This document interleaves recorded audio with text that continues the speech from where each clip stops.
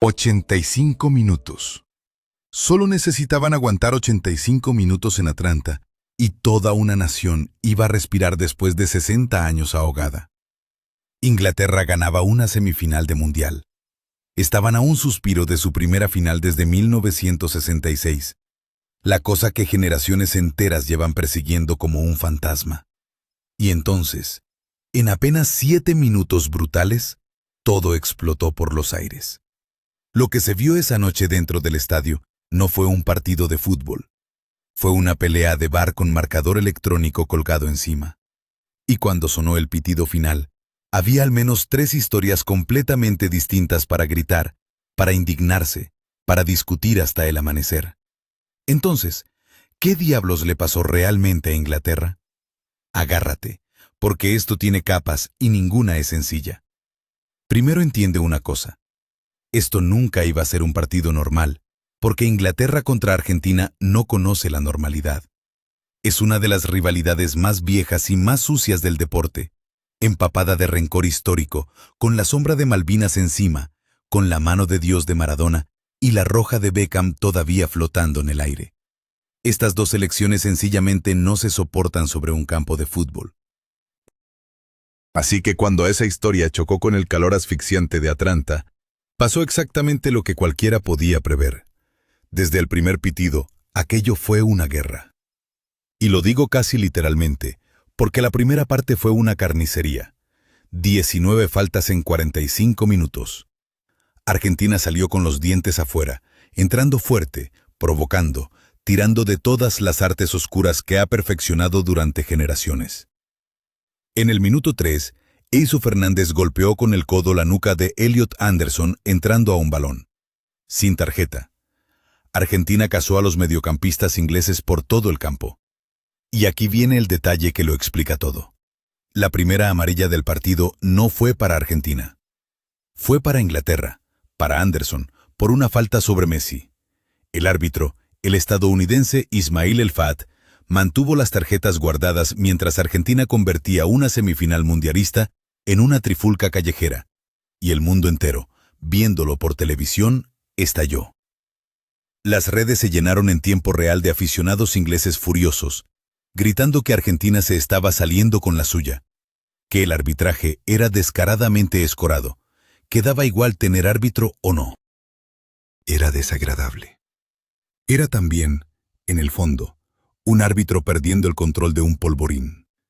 Y sabes exactamente por qué eso encendió todas las alarmas, porque este era el FAT, el mismo colegiado que FIFA decidió poner en este cruce, el mismo bajo el cual Lionel Messi jamás había perdido un partido en su carrera. Un nombramiento que medio planeta ya tildaba de amañado antes de que rodara el balón.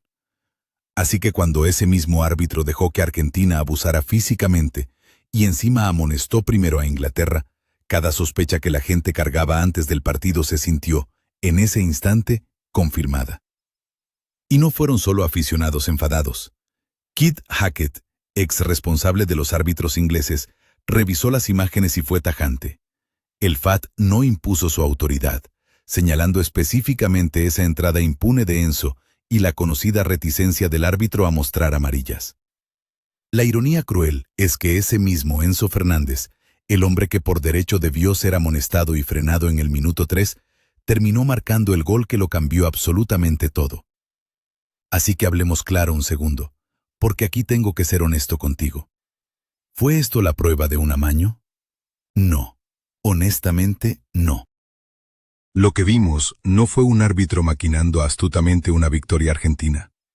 Fue un árbitro débil, tragado por un partido caótico y cargado de odio que jamás fue lo suficientemente firme para controlar. Fue permisivo en ambas direcciones, y esa primera amarilla contra Inglaterra fue, siendo justos, una falta real sobre Messi. Aquí no hay pistola humeante. Pero el verdadero escándalo no es el supuesto sesgo de El Fat. El escándalo es que la FIFA agarró el cruce más inflamable, más hostil, más cargado de historia de todo el torneo y se lo entregó a un árbitro famoso precisamente por su reticencia con las tarjetas. Esto se veía venir desde kilómetros. Un árbitro más firme amonesta a Enzo en el minuto 3, calma el partido de raíz, Y la pelea callejera jamás se enciende. La FIFA montó ese escenario y colapsó exactamente como cualquiera pudo predecir. Eso es responsabilidad del nombramiento tanto como del hombre. Ahora bien, pese a todo ese caos, Inglaterra hizo lo que había ido a hacer a Atlanta. Aguantaron el temporal, resistieron una provocación extrema y golpearon a Argentina justo donde más dolía, corriendo sobre esa defensa argentina temblorosa e imprecisa con la velocidad de Jude Bellingham, Anthony Gordon y un notable DJ Spence. Y en el minuto 55, la paciencia dio su fruto de manera preciosa.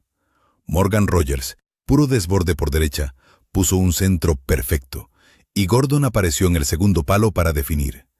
1-0 para Inglaterra.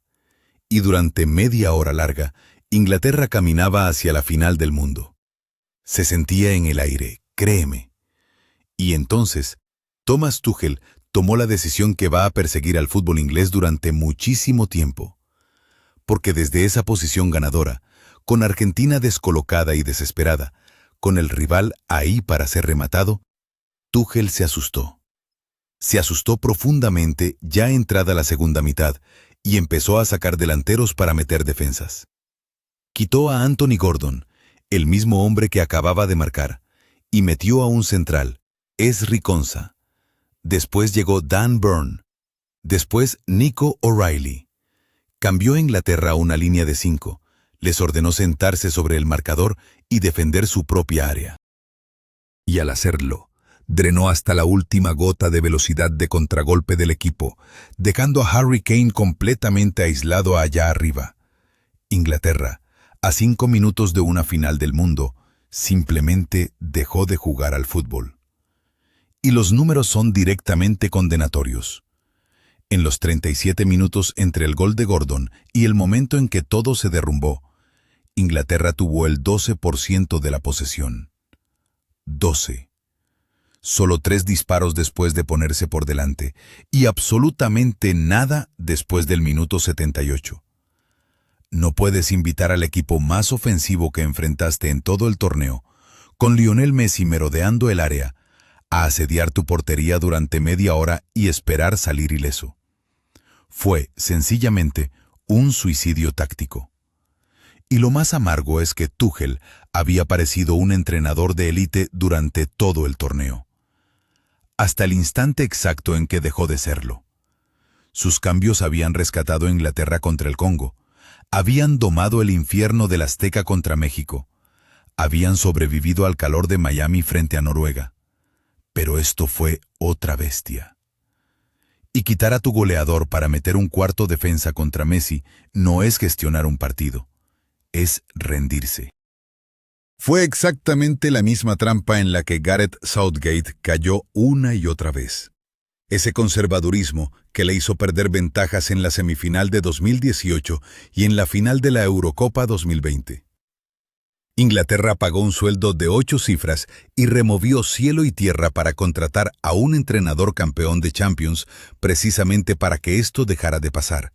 Para que alguien por fin fuera valiente en el instante que exige valentía.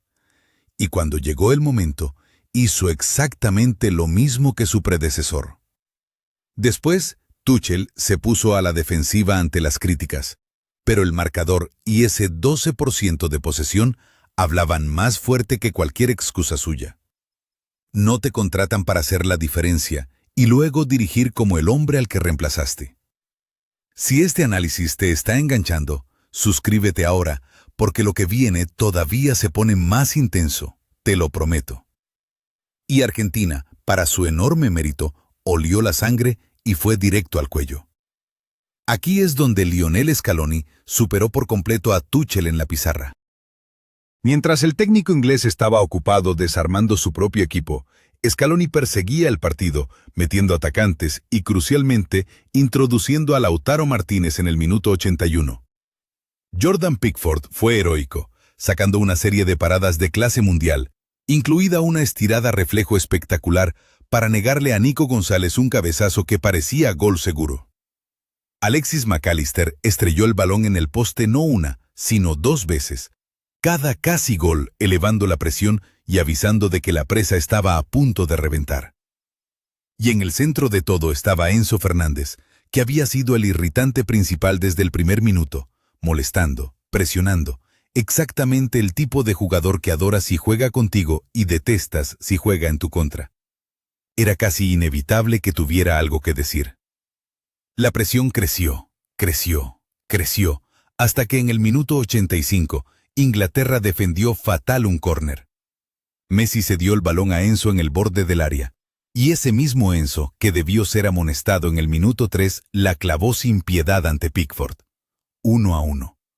El estadio explotó. Y luego, en el minuto 92, Messi hizo lo que solo Messi sabe hacer. Un centro flotado con el exterior de la derecha hacia el segundo palo, donde Lautaro Martínez subió y cabeceó a la red. 2-1 para Argentina. Inglaterra, que había estado a 90 segundos de tiempo añadido de la final, quedó destrozada. Scaloni lo resumió después con una frase perfecta. Había sangre en el agua y fuimos a por ella. Y esta es la parte que debería aterrorizar al resto del mundo sobre esta Argentina. Han encajado primero en 3 eliminatorias seguidas y han ganado las 3. Fueron por debajo ante Cabo Verde y ganaron. Fueron 2 goles abajo ante Egipto y ganaron. Fueron perdiendo ante Inglaterra con 5 minutos por delante y ganaron. Esto no es suerte, o al menos no solo suerte. Es un equipo con una experiencia y una sangre fría e inagotables. Un plantel que sencillamente se niega a creerse derrotado. Guiado por un Messi que lee los momentos decisivos de un partido mejor que cualquiera vivo. Pienses lo que pienses del arbitraje que les ayudó por el camino, la remontada en sí, esos 2 goles fueron pura calidad. Messi creó ambos. Eso no se le puede achacar a ningún árbitro. Y de fondo, atravesando todo aquel espectáculo furioso, hubo un pulso personal que le dio a Internet la imagen definitoria de la noche. Al principio, Messi y Bellingham, 2 de los mejores futbolistas del planeta separados por una generación, se encararon en una confrontación tensa que terminó con Messi mirando fijamente a Bellingham y regalándole un pequeño gesto de la cabeza, despectivo, que partió las redes sociales en 2. Después, Bellingham le quitó hierro al asunto, explicando que fue una discusión por una falta, que Messi se había quejado de una entrada y que él le respondió que era lo bastante fuerte como para aguantarla. Y para su enorme mérito, destrozado como estaba, Bellingham se negó a sonar amargado, calificando de privilegio haber compartido cancha con Messi. 2 épocas de grandeza chocando, y la más veterana caminó hacia otra final más. Pero aquí viene la parte que los aficionados ingleses realmente no quieren escuchar, y es lo que convierte esto en algo más que una historia sobre la FIFA o sobre un árbitro. Esto fue Inglaterra siendo Inglaterra. Mira el patrón, porque es despiadado.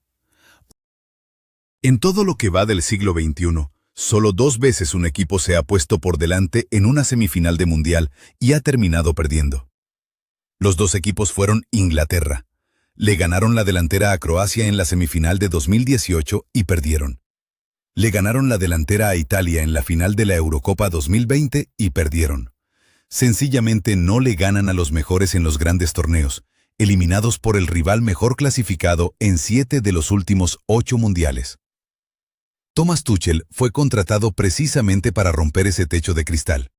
Y en cambio, llevó a su equipo directo contra él, superado en el instante decisivo por un Scaloni que ahora está a un triunfo de convertirse solo en el segundo entrenador de la historia en levantar 2 Copas del Mundo. Incluso Tuchel, para su crédito, admitió que su equipo dejó de ganar los duelos. Esa es la verdad de todo esto. Inglaterra no perdió por un árbitro. Perdió porque cuando llegó el momento más grande de una generación, se encogió dentro de su caparazón, exactamente como siempre parece hacerlo. Y hay un elemento de desgaste físico que nadie en el campamento inglés puede esconder, porque en parte fue autoinfligido. Este era un grupo ya arrastrado por el calor y la altitud del Azteca contra México, y por la prórroga sofocante de Miami contra Noruega. Una plantilla repleta de jugadores que venían de temporadas europeas brutales y que después afrontaron el calendario más comprimido de los 4 semifinalistas.